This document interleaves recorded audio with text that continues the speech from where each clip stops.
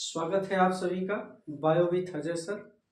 आज बेहद ही महत्वपूर्ण प्रश्न के साथ हम उपस्थित हैं आप लोगों के बीच में, जो कि आगामी बोर्ड परीक्षा 2025-26 के लिए बहुत ही महत्वपूर्ण प्रश्न है। इसमें आज हम लोग समझेंगे लघु बीजाणु ध्वनि की संरचना के विषय में। लघु बीजाणु ध्वनि की संरचना कैसी होती है और लघु बीजाणु ध्वनि की संरचना में कौन कौन से प्रमुख भाग होते हैं और इनका कार्य क्या होता है। इसके पहले हम लोगों ने पढ़ा था पुष्प के विषय में, और पुष्प में नर और मादा जनन तंत्र के विषय में हम लोगों ने बेहतर तरीके से अध्ययन किया था।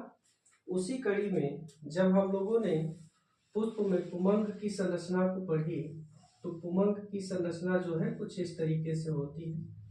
इसकी संरचना परागकोश, ये क्या हो गई, परागकोश की संरचना हो गई।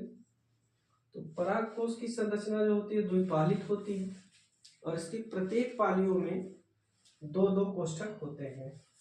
और इस तरीके से अगर देखा जाए तो परागकोश की संरचना के अंदर क्या होते हैं, दो पालियों में जो कि बटा होता है कुल 4 कोष्ठक होते हैं। और इन 4 कोष्ठकों में लघु बीजाणु ध्वनि की संरचना पाई जाती है। तो लघु बीजाणु ध्वनि की संरचना की बात करें तो ये लघु बीजाणु ध्वनि की संरचना, इसके सबसे बाहर की तरफ अगर देखें हम, तो यहाँ पर जो सबसे बाहर का आवरण होता है जो कि सभी संरचनाओं के ऊपर एक समान पाया जाता है, जिसे एपिडर्मिस कहते हैं। इसके अंदर चलेंगे तो हम अंतस्थीसियम, इसके अंदर की तरफ चलेंगे तो मध्य परत, और इसकी आंतरिक संरचना की तरफ आएंगे तो हम लोग टेपिटम, और इसके अंदर क्या होता है बीजाणुजन ऊतक कोशिकाएं पाई जाती है। अब इसी संरचना को अगर हम टीएस सेक्शन में यानी अनुप्रस्थ काट में इस संरचना को देखें तो ये संरचना और बेहतर तरीके से दिखाई देती है। जैसे हम एपिडर्मिस की बात करें तो एपिडर्मिस जो होती है किसी भी लघु बीजाणु ध्वनि की संरचना के सबसे बाहर की जो परत होती है उसको एपिडर्मिस कहते हैं, और ये संरचना सभी लघु बीजाणु ध्वनि के ऊपर एक समान पाई जाती है।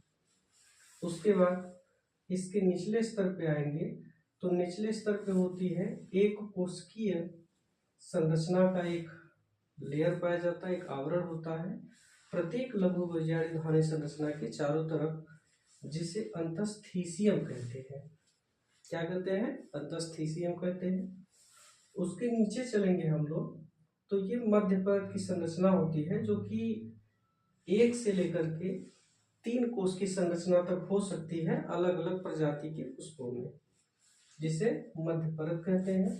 मध्य परत के नीचे हम लोग आएंगे तो टेपिटम, और टेपिटम जो कोशिका होती है ये एक कोश की संरचना का आवरण होता है, बहुत ही महत्वपूर्ण। इनकी जो कोशिकाएं होती हैं ये बहुकेंद्रकी होती है, यानी इनमें केंद्रकों की संख्या 1 से अधिक होती है, और सघन कोशिका द्रव्य इनमें पाया जाता है। एग्जाम में कई बार पूछा गया टेपिटम का कार्य क्या होता है।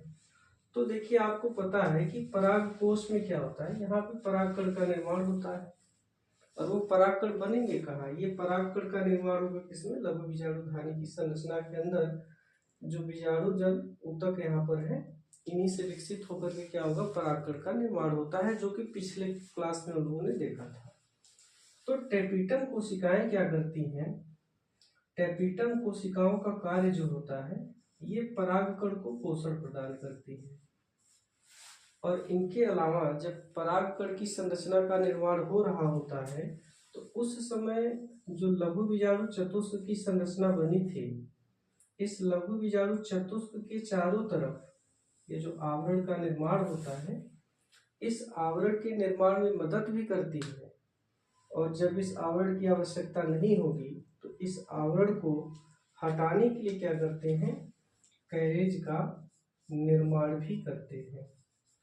कैलेज एक विशेष प्रकार का रासायनिक पदार्थ जो कि कैलोज से निर्मित लघु बीजाणु चतुस्क की संरचना के ऊपर आवरण को हटा देता है, और जब ये संरचना हटेगी तो इनके हटने के बाद क्या होगा, ये सभी लघु बीजाणु कोशिकाएं जो होती हैं अलग हो जाती हैं।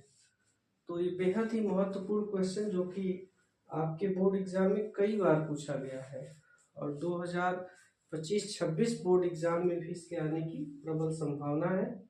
तो एक बार इसको फिर से समझें। लघु बीजाणु धानी की संरचना कुछ इस प्रकार से संरचना होती है।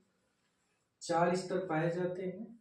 इन 4 स्तरों में सबसे बाहर की तरफ देखिए तो एपिडर्मिस, उसके बाद अंतस्थीसियम, मध्य परत, टेपिटम। एपिडर्मिस का कार्य क्या होता है? सुरक्षा देना। अंतस्थीसियम का कार्य क्या होता है? इसका भी कार्य सुरक्षा देना। मध्य परत भी, ये तीनों मिलकर के एक सुरक्षात्मक आवरण का निर्माण करते हैं। लेकिन जो मध्य परत होती है, ये मध्य परत क्या करती है? परागकोश के प्रस्फुटन में मदद भी करती है। यानी जब पराग कोश परिपक्व हो जाएगा तो परिपक्व होने के बाद इसमें प्रस्फुटन होता है, तो प्रस्फुटन के समय भी क्या करती हैं? ये मध्य परत जो होती है ये मदद करती हैं। टेपिटम के कार्य के विषय में देखा हम लोगों ने। टेपिटम क्या करता है? पोषण प्रदान करेगा। और दूसरा लघु बीजाणु चतुष्क की जो संरचना होती है, इसके ऊपर से कैलोज के आवरण को हटाने के लिए कैलेज नामक रासायनिक पदार्थ का क्या करेगा? स्राव करेगा।